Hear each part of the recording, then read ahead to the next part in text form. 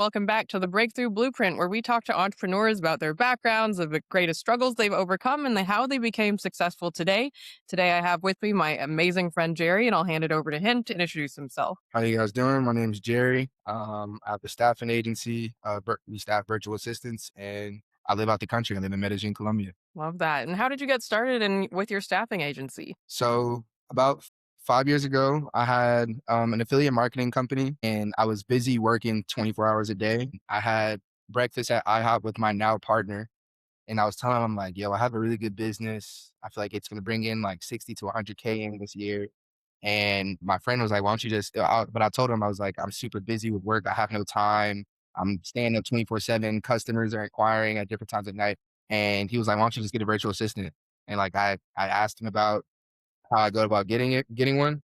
I went on Fiverr, hired, someone from a call center in Pakistan, and ended up scaling my business to doing 500K that year, and then also starting a call center and making 500K with that call center that year as well. So that was my introduction to outsourcing for sure. Love that. And where do you source your VAs from?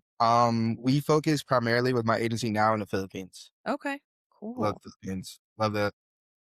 And they're just like they understand like the American culture really well. Definitely. Have you visited the Philippines yet? I have not. We're planning on going in April, but I have not yet. We have to make a trip though soon. Let me know when, because it's at the top of my list. I've been all over Asia, but I still haven't been to the Philippines, but I'm dying to go like island hopping there. And yeah, I've been to Asia as well. I just haven't been in the Philippines yet. But yeah, it's weird because you have to go at such a good time of the year because they're like it's always raining and stuff. So like we're always like April is our only window. It's like if it's April we can't even go. so what brought you to Medellin originally? So all honesty, I manage reggaeton artist. He's from Bolivia, but he grew up in my area. He's a really good friend of mine. And we were spending so much money in the States for 5, 6 years. And we ended up getting a social media manager. She was like, you need to either come to Miami or you guys need to move to South America so you can actually be a part of a Spanish speaking culture. And so I went out here for a boys trip, had a great time. And then I came out here to actually work on my agency and actually see if it's something realistic that I could do. And, I ended up loving it from both, aspects because the cost that I would save for, like, music videos or working with artists, and then also the cost that I saved from working from home, spending, like, Hmm. 900, $1,400 a month on rent, and it just made perfect sense for scaling because in America, when you have a business and then you have bills and you have everything, it kinda makes you pull away from your company until you can, like, really afford the life you wanna live. Rather Yeah, than here, I can just keep a lot of the money in the company and then just try to scale it from there. that's awesome. Do you know who Marcus Majors is? Marcus Majors. Maybe if I saw Okay, I'll have to connect you with him. He's in Medellin. He also manages talent, and yeah, you guys, I'm sure would hit it off. But he was on my podcast right before this. is that what he does primarily in Medellin as well? Just managing artists? He manages artists. He has a record label now. He puts together Afro Colombian music festivals like Afrolumbia, I think his event is called. And he also has like a basketball league there. I forgot what it's called, but they meet like every Sunday to play basketball. Oh, Mhm. Mhm. I love basketball as well. So yeah, for sure connect me. I was supposed to go to Ryan Castro's event today, but I lost my phone, so I gotta wait till yeah. Well, that's great that you've like found your rhythm and like a lifestyle there. I feel like everyone I tell about Colombia, they end up staying, especially if they're a remote worker. They always fall in love. They always move there afterwards. It doesn't make sense to really leave, especially if you can work fully remote. Like, Mhm. I know you know a bunch of people who don't work remote and they're here every month, 2 months, 3 months. Yeah, for sure. Yeah. Yeah, Absolutely. and it's great to network with other entrepreneurs, share referrals, see what's working for them. Because I know a handful of other people, like my friend Umir, he has Remote Latinos. They also are a VA staffing agency, and it's cool to see what people are working on. It's a very collaborative community, and everyone knows each other. Exactly. And everyone is super because I feel like when you kind of separate yourself and you live out the country, you don't really have a lot of distractions. So everyone, like you said, with the networking and everything, everyone knows all the not shortcuts, but all the cheat codes to online. Like, oh, you're not building your funnel out this way. Oh, why are you not running your ads this way? So I think Mhm. and it's cool to meet those people because it stands out. They stand out, so Mhm. you can easily have a conversation with them. So for sure. Definitely. So what's next for you in terms of growing either your current businesses, or are there any new business ventures you're interested in? Yeah, so I mean, I make content here as an influencer that's kind of completely separate from my agency, just for fun. But because I'm a businessman before, I would say an influencer or a content creator, I like to leverage it as, being able to get in the room with people and then also figuring out how to scale different operations or how to get in importing goods from this country to this country or this country to America. And really just, just getting in the room with powerful people. There's powerful people like all over the world, So I've had people in the transport and the goods industry like hit me up about oil and hey, can you get us access to Venezuela? There's a really big contract, like things of that kind of stuff. Mhm. 'Cause I'm one of the faces, I guess, that people seeing from Medellin, though. That's Mhm. what works for me, but really scaling my staffing agency to multiple just 6 figures, $1,000,000 a month. That's the biggest goal. So what is your goal with content creation? Yeah, so because my artist had to move back home, he was sick, and so I was bored, and I ended up making videos. I took a content course and my sixth video went viral, had over like 500K views. And from there, mission behind content is really showing people who are stuck in the States and who maybe they're stuck in, that cycle 5 years, 10 years, 15 years that, you can get an online skill and be essentially kind of free forever if you can really, do good things with that skill. So it's Mhm. really, showing a lot of people who are like me and who, because I'm from Mississippi, have aunties, parents, people in my family that have never been out the country before and think that it's for some reason a bad idea. So anyone who has that thought process on that, and maybe they were taught that growing up, I'm here to kind of shut it all down and let them know, hey, go travel, go live your life. You can run a business and still have amazing life at the same time.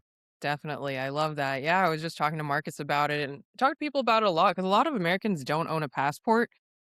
Or if they do, they've only been to Mexico on a cruise or Canada and to the really It's touristy parts. Yeah, and so they haven't really been out and experienced a completely different country. Like if you go to Asia or like Africa or even Europe, like you're experiencing people live different lives. They see work-life balance differently. They raise their children differently. Everything is America is very unique in many ways, for better or for worse. Let's just say that. 100%. And it keeps us kind of like it kind of keeps you like closed minded if you don't go outside. So even just going and seeing other places and seeing how like Colombians they're whether they make $10 a day or $200 a day, they don't care. They're still gonna go out have fun with their family in the street. If it's our culture in America, don't make $50, the lights cut off, everybody's mad, things of that nature. So I like to get appreciation here for sure. Definitely. So with your content, like I'm sure at least what I've seen is like as your influence, your engagement grows, opportunities come to you, whether it's like investment opportunities or paid sponsorships and partnerships. Like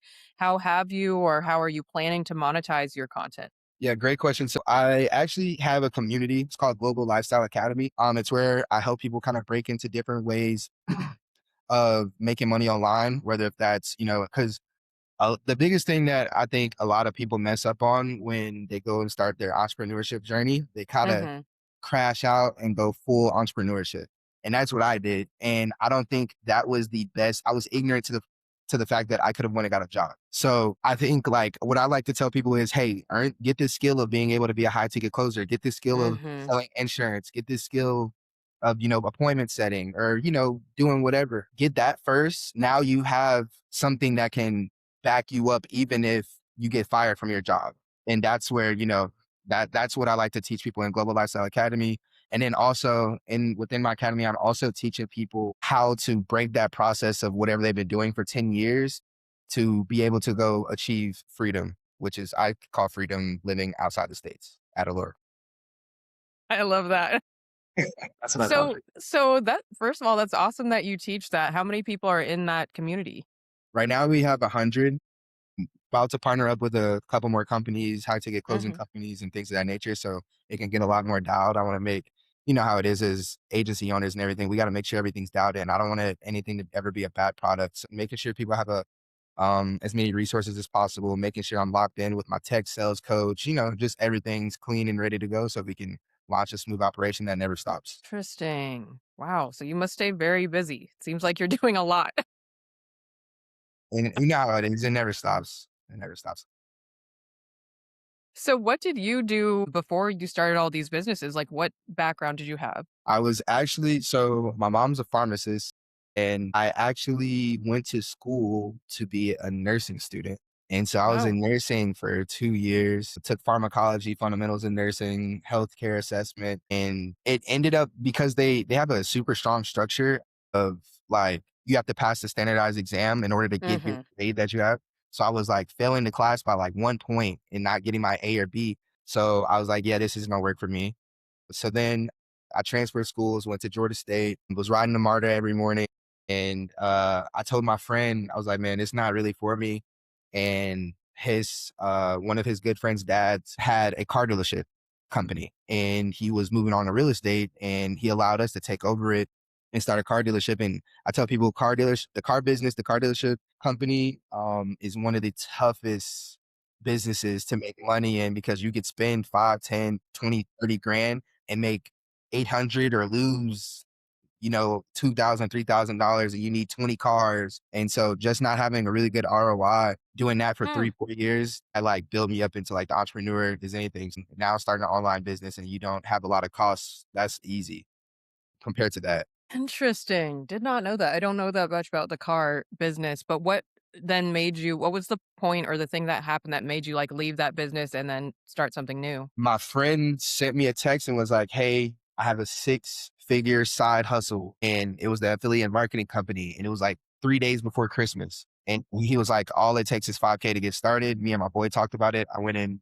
asked all the questions, pulled the trigger, paid the 5K, and then started that company. And that company, it really showed me that you can make money online. And I was like, I have a passion to make money online, systems, getting BAs, all that kind of good stuff. So running ads, that was the first time I like really made money online and knew that was the route. Everyone was when I started kind of getting away from the affiliate marketing company, I wanted to build my VA agency. Everyone was asking me, man, like, why are you doing that? Why are you doing this? I felt the affiliate marketing company was kind of going downwards.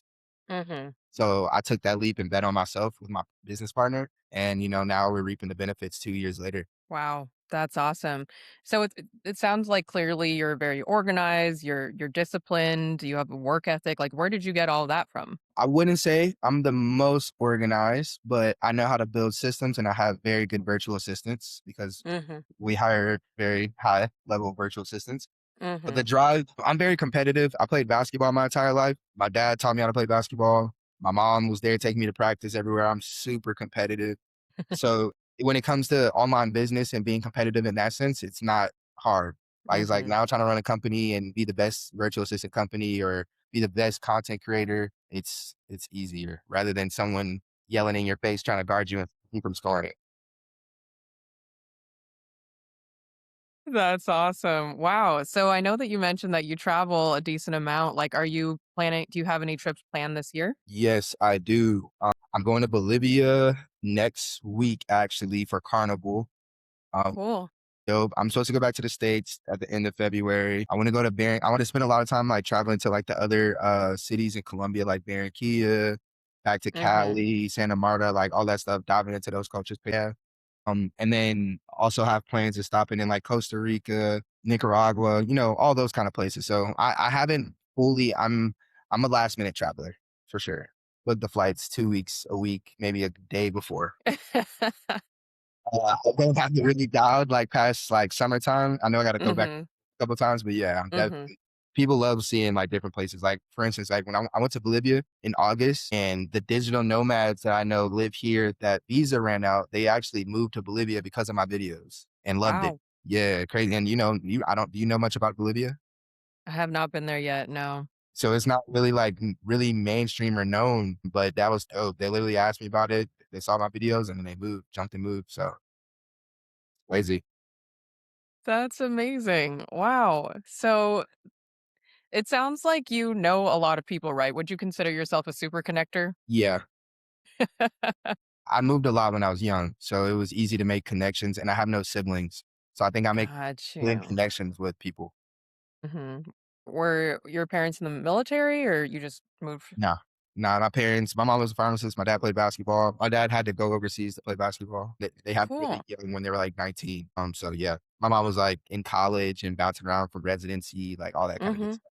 So yeah, I was like traveled. Amazing. What are some of the favorite places you've traveled to? Great question. My mom's a world traveler. That's how I really got exposed. So when I was 13, my mom took me to Paris, Egypt, and Dubai. Egypt is one of my favorite places that I've been, even though that was really when I was like 13. So I was like almost 14 years ago. I love Medellin, obviously. I love Colombia. Where else do I really like? Bolivia is really cool. I don't know, when you travel a lot, Hong Kong and Japan was really cool. But when you travel a lot, I make content, I'm not there for like the mainstream tourist culture vibes. I'm there to like really dive into the culture, Mhm. get a part of Mhm. people. So um that's what I like, finding beauty in everywhere. So I could be in Antarctica and be like, wow, this is how cold. Súper bien, estoy practicando todos los días. Wow, increíble. I love that.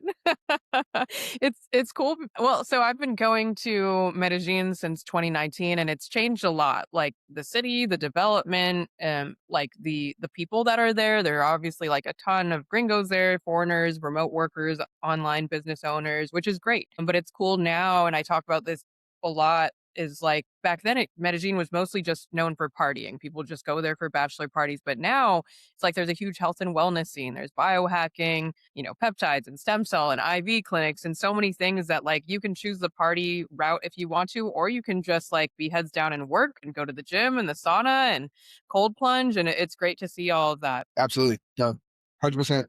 Actually, how I started making content was I was doing 75 hard and I was vlogging like every 2, 3 day episodes. And that's what made me like really focus and really understand that I could scale the content, scale my company, put your time towards really like good things instead of, for me, like I don't watch basketball games anymore. I don't play video games anymore.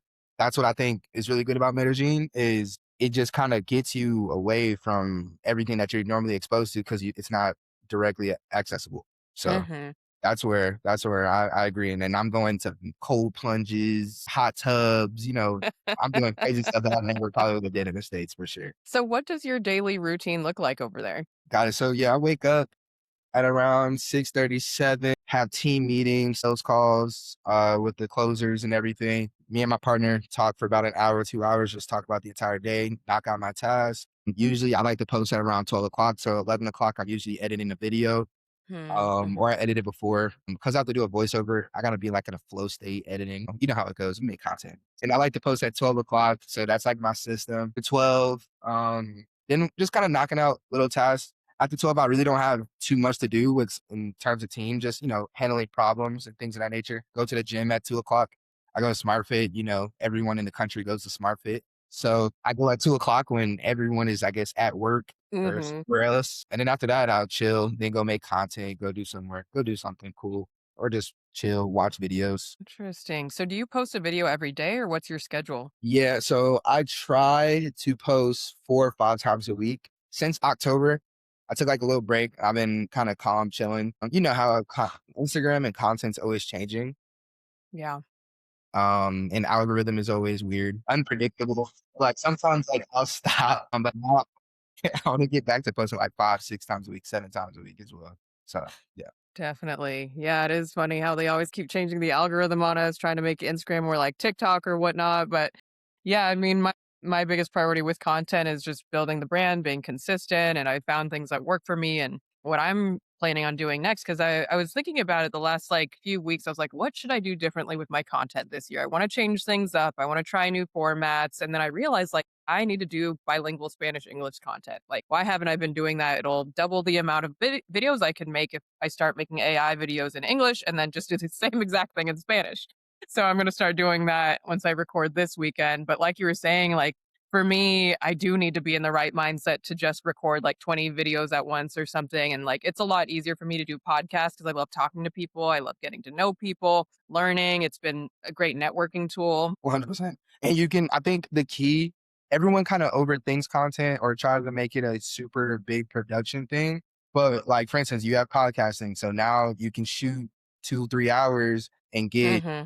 15 clips from each hour. And now you have good Mm-hmm. posts and now you're super consistent and things of that nature.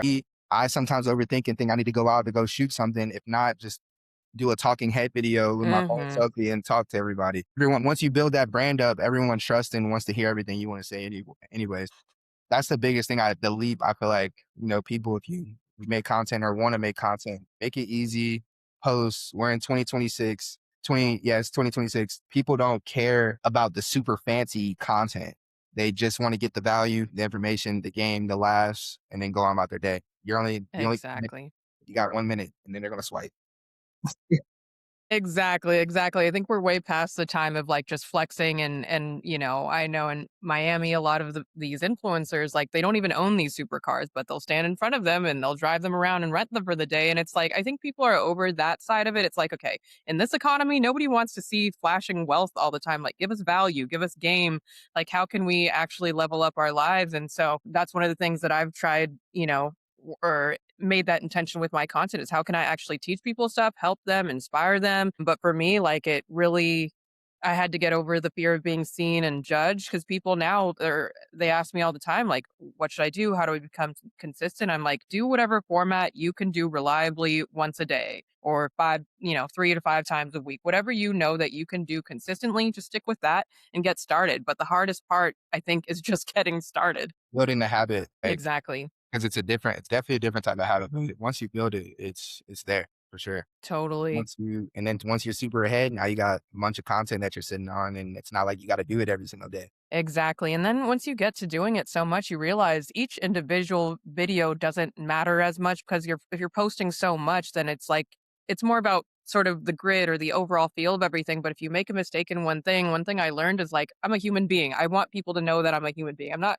trying to pretend that I'm perfect, so if I made a mistake editing something or in a caption, like, sometimes I'll just leave it, other times I'll go back and fix it, but, yeah, I think overall, it's like, the first things you put out might not be great, maybe like you, the 6th thing is gonna become viral and blow up, but you just never know. Literally. And the things that a lot of people think they're like, "Ah, I messed up on this video. It's not perfect." It's just not that day and age anymore. And Mhm. that those are the videos that go viral for whatever reason. Like, and even then, like the virality, as an agency owner. Also, I wanted to ask you, what kind of agency do you have? So mine is like an AI agency. We do a lot of things like lead generation, whether that's through cold email ads or what we specialize in is LinkedIn. So LinkedIn is a gold mine for a lot of people who, if your prospects are on LinkedIn, we can get in front of them and actually get high response rates.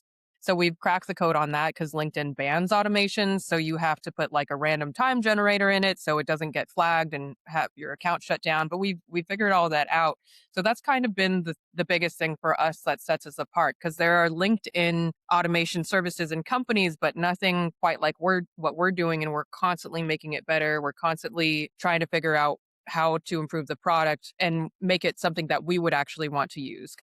That's what I realized for me is like so many people I want to work with are on LinkedIn. And back in the day, I had a sort of a negative opinion about it. I was like, why do I have to download and create a profile on another social media profile when I could just send you my resume?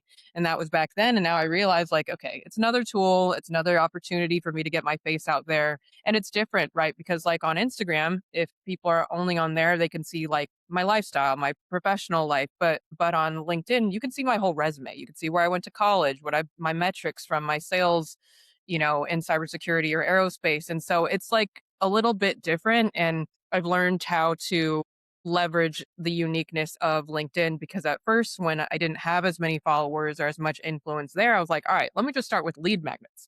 So I had a bunch of posts go viral, tons of people like requested to follow me and stuff. And that built up that like social proof or street cred, which you need on LinkedIn. And then I cut those off because I like, okay, I don't need all these people anymore who aren't actually going to buy. I need people now who are going to convert to buyers. And because the inbox on LinkedIn can kind of be hard to sort through, all of the lead magnet posts were just spamming my inbox. So it's like you have to play the game, right? On Instagram, it's different. On Instagram, the followers don't matter as much anymore. It's about engagement. For sure. And so it's like someone was just DMing me and asking me like a good strategy about things, but the most important part I think is being consistent and learning what each platform wants and honestly just focusing on one platform at a time. I tried TikTok, but it didn't really work for me and people there aren't going to buy. Instagram has a higher conversion rate, but YouTube ultimately is the best place The and that's best. something that I'm slowly building up in the background, but I decided like for now Instagram is working for me. It's generating business. It's helping my personal brand. It's helping opportunities to come to me, and helping for people to get to know me before they decide if and when to work with me. Absolutely. Yeah. All right, I love that. we're always looking into lead generation as well. So yeah, we might have to set up a consultation call later. Oh, for sure.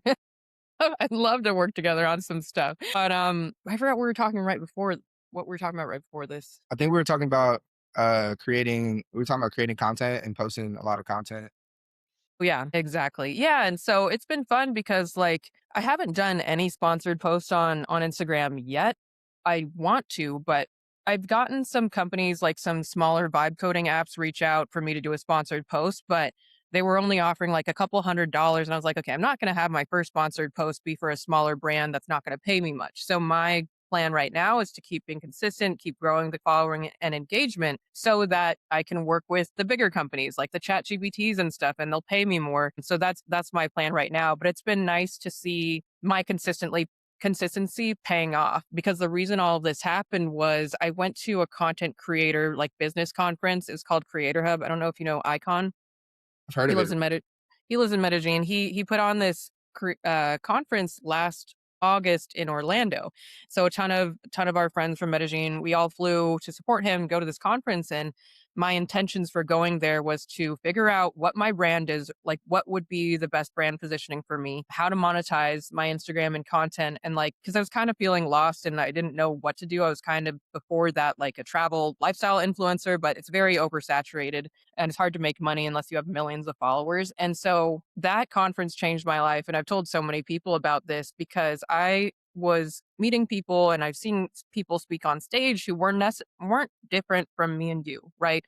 They had just been consistent for a longer period while focusing on, a specific niche. And I was like, okay, so the biggest takeaways and action items were like, okay, immediately I'm going to figure out my brand, which is AI sales and entrepreneurship. I'm going to start a podcast right away and I'm going to treat content creation like a job. So I was just so fired up and motivated after this conference that I just dove right in. Like the first few videos weren't the best, but like I just refined it over time and then I got better and faster at filming, faster at editing, refined my process, figured out what was working. And it was great because I'm a creative person, but until that point, I didn't really have a creative outlet that I could, channel my ideas into on a daily basis. And then when I started doing that, I was feeling more fulfilled, more excited. I was getting more inspiration from people I was talking to or experiences I was having. And it just became more fun for me. While it was definitely a lot of work to do because I was posting 3 videos a day, Monday through Friday for about 3 or 4 months straight. I got the reps in, right? Just like playing a sport, the muscle memory, like I was getting those reps in. And now I'm just like, it's easy for me. I don't care if like people think I'm cringy or are judging me because there's always going to be people saying stuff like that. But then I realized like the positive things that have come from it have outweighed the negative parts so much. And it's also given me so much more confidence because I was like, I did it. I got over my fear of being seen, of being judged, of people talking about me. Cause like you're always gonna have haters if you're doing something good. And the respect, like what's kind of underestimated is like the respect that you get from the content as well, because of the thought process of how much you thought about the brand and what you wanted to create, and then how much you care, and then the fact that you get to post super high quality stuff, high information, all that kind of good stuff. So that counts as well. And like you said, like you get to walk to a conference and someone gets to ask you, hey, do you want to be on this podcast? Or hey, nice to meet you. Follow me on Instagram, and they see you have 100K plus your agency. That's what I thought when I saw Nemo, because I was talking to Nemo about the idea of him dropping this podcast, introduced me, or he wanted me to come on. And Hmm. I'm seeing him post you, and I'm like, oh snap, dude. She has like a agency content creator freaking brand. She's posting every day. I'm like, this is fire. And then you ask me, like, hell yeah, yes, for sure. And then that's also you also touched on something as well, like a brand reached out to you for a couple $100. And it's like we are business people, entrepreneurs before content creators. So you have the luxury of telling someone no. Like, Exactly. because you're not dependent on, now we're doing it out the love of the game and we know there's going to be different avenues and whichever comes our way. But at the same time, we're still scaling things in the background at the same time. So, and I think that's super dope for you because it goes hand in hand. So that's amazing. Good job for you. I'm proud of you for sure. Thank you. Thank you. No, it's been great. It's been awesome. And like I also want to help people, like whether it's they're learning things through my content or if I'm able to give someone exposure and we can, cross promote and trade audiences. Like there's so many benefits to it, but so many opportunities I feel like every every day almost are coming to me in some aspect, and people are asking me, "Oh, do you know someone who could connect me with this?" Or I have this business deal and here's a finder's fee. It's like you're just become a magnet for things when people know that you're intelligent, you're hardworking, you're trustworthy, you know people. Like I can't tell you how many opportunities have come my way. Exactly. Hey, you bring a lot of traffic in. Everyone wants traffic. Everyone, Exactly. They everyone. want the engagement, they want the eyeballs, the conversations, and so it is leverage and it is power, and it feels good to be able to do that and support my businesses and my brand. And so yeah, I think at the end of the day, just constantly putting, like you said, learning from people, going to conferences, events. Medellin has so many great networking events. Literally, literally, and it like you said, you're always exposed to different people. You get different insight from different angles. You also learn that all insight isn't the best insight, but take everything with a grain of salt. It's amazing. It's honestly a blessing. It's a blessing because, and then you probably have people that you never thought were going to reach out to you, liking your stuff, following your page, and DMing you like, "Hey, love it." Like I had Deion Sanders reach out to me, and say he was coming to Medellin. So it's crazy. So I can only imagine the business people. Like I would imagine if, like, one of my business folks reached out to me and were like, "Yo, bro, you have an agency? That's dope. Let's talk about it." Like that's fire. So, Mhm. great for you for sure. That's awesome. Well, I guess just to wrap things up, do you have any advice for future or budding entrepreneurs or people who want to do what you're doing? Yeah, absolutely. It's honestly not even like to be pitchy at all, like to talk about my company, why I started my company, which was to help other entrepreneurs realize once you can start delegating, excuse me, once you start delegating things off of your plate, things that you didn't want to do, that maybe you weren't doing, it was hurting your business. Once you start taking care of all your operations, adding someone to it so you can delegate those things, the sky's the limit. And you also realize you can dive into different things at that time period. I know a lot of people are worked into one business or one part of their business, so they don't have enough time to focus on all the others. Don't be afraid to go higher. These companies, we do a webinar every week, and the biggest thing my partner says is only 19% of businesses hire an employee, and then 19% of businesses are successful. So 81% of businesses fail, and they never got an employee before. So, you're not alone. If you're trying to scale, go take that chance. Go try to hire a virtual assistant. You can come to us. You can go other places. The Philippines is great. Latin America is great. So yeah, that's the biggest thing that I would say. Even for me, right? I have an editor. Mhm. I have an editor that lays all my videos out for me. So then, and then we Mhm. put it in the air, in the cloud. I can then go edit. So then I'm not taking 4 hours out of my day, not working on my company, things of that nature. I have a DM setter that messes all those things. I have 15 internal team members in my company alone. I'm big on delegation into life. It can even help you with your personal life. And Mhm. that's what I would say. Love that. Well, thank you so much for joining me. I'm glad we got to do this. For sure. For sure. Nah, I love this. This was amazing. Thank you. And for everyone else, tune into the next episode of the Breakthrough Blueprint.